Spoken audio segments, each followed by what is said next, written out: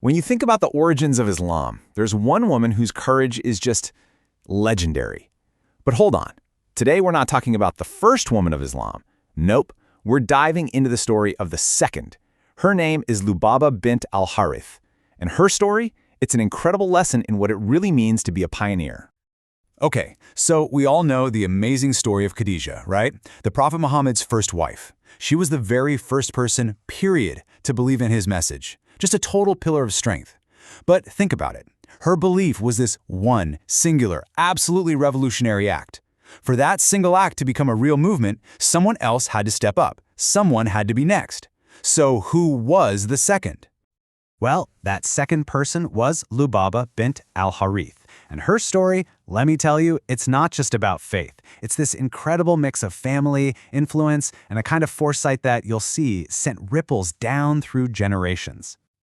All right, so let's start with the big one, the decision that literally put her in the history books, her conversion. And we're not talking about a small step here. This was a monumental leap of faith, especially at a time when just believing was a seriously dangerous choice. This right here, this is her defining moment. She was the very first woman after Khadija to stand up and declare her faith. Now, you got to understand, in a tribal society where every single allegiance mattered, for a woman to publicly take this stand, that wasn't just a personal choice. Oh no, it was a huge political statement. It basically broadcast to everyone that this new message was resonating beyond just the Prophet's immediate family. So think of it like this. If Khadija was the rock, the unshakable first believer, then Lubaba was the first ripple spreading out from that rock.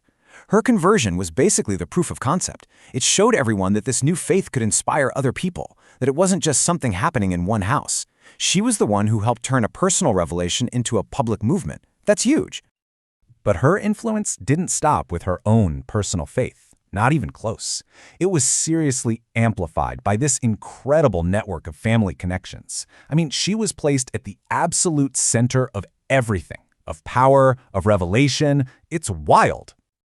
Just take a look at these connections. Her husband, Al-Abbas, the Prophet's uncle. Her own sister, Maimuna, would later marry the Prophet himself. And her son, Abdallah? Well, he'd go on to become one of the most celebrated scholars in all of Islamic history. See what I mean? She wasn't just watching history from the sidelines, she was woven right into its fabric. And this, right here, really highlights her incredible personal courage. Because for a while, her husband, the powerful Al-Abbas, he hadn't converted yet. Can you imagine that? Navigating that dynamic, holding this revolutionary faith in your heart, while the head of your household, basically a pillar of the old guard, hadn't yet come around. It just speaks volumes about her deep, truly unshakable conviction. Now, this deep spirituality she had, it gave her more than just courage. It gave her vision. And this becomes super clear when we look at her role as a mother, where a prophetic dream would connect her directly to the Prophet's own family line. So, she had this dream, a really powerful one. She dreamt that a part of the Prophet's own body was in her house, and she was nursing it. Pretty vivid, right? Well, when she told the Prophet about this vision, he gave her this incredible interpretation. He said she would one day nurse his grandson, Hussein. And you know what? In time, that is exactly what happened. And this is where her legacy just explodes. Her spiritual insight wasn't just for these prophetic dreams. It was the absolute foundation of how she raised her children.